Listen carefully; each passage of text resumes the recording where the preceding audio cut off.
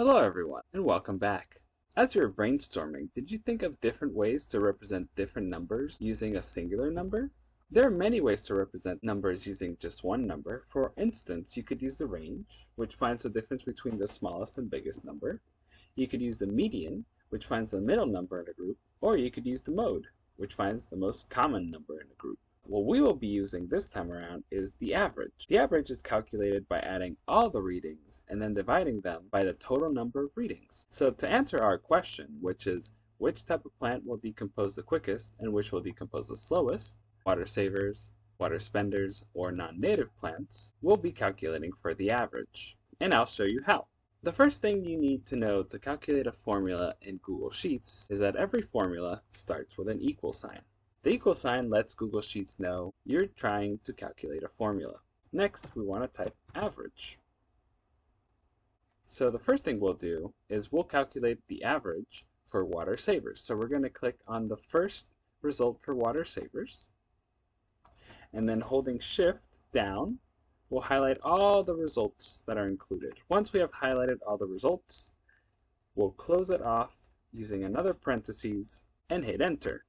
And there you go. Google Sheets just calculated the average for us. We'll do this for water spenders and non-native plants. So again, we hit equal,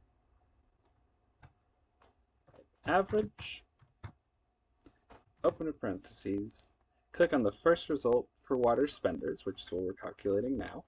Highlight that, highlight all the results, close the parentheses, hit Enter. And again, let's do that for non-natives. Equal sign,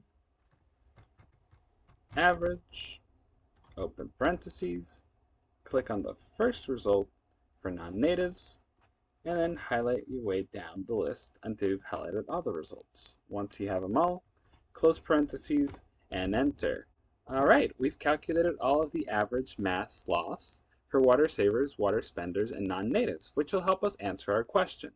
Now, we could analyze them here, or we could make a graph. A graph will help us better analyze our data. So to create a graph in Google Sheets, you'll want to highlight all your table. Then you want to click Insert, Chart.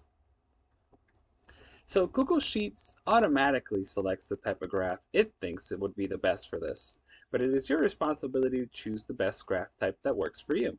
In our case, a pie chart is not quite what we're looking for. What we want is a column chart. Now that we've made our chart, I'm going to show you how to change and update the chart so that your titles can read what you want them to. The first thing we want to do is have a very accurate title. If we're presenting our data to somebody else, we want them to understand what they're looking at. So to change the title, you can start by hitting these three dots here.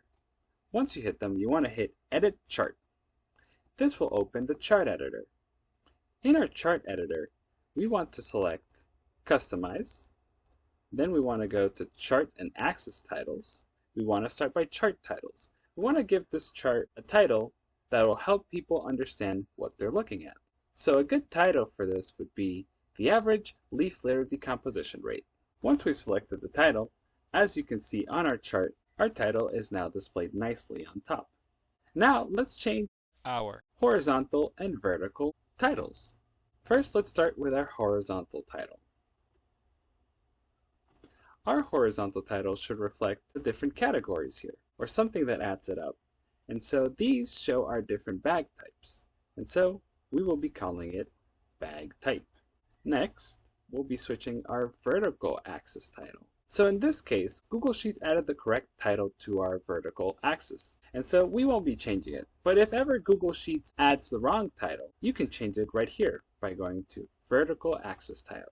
And so our vertical axis shows us the average percentage loss of mass in each of our bags. So once you've been satisfied with the results, feel free to exit the chart editor and then under File, be sure to save your progress by downloading it to Microsoft Excel. Before you exit, be sure that your progress is saved. Now that you've learned how to save your work, the next thing you'll have to do is to create a graph for the other two questions. That is, you'll create a graph for the question about soil moisture, and create a graph for the restoration effect on decomposition.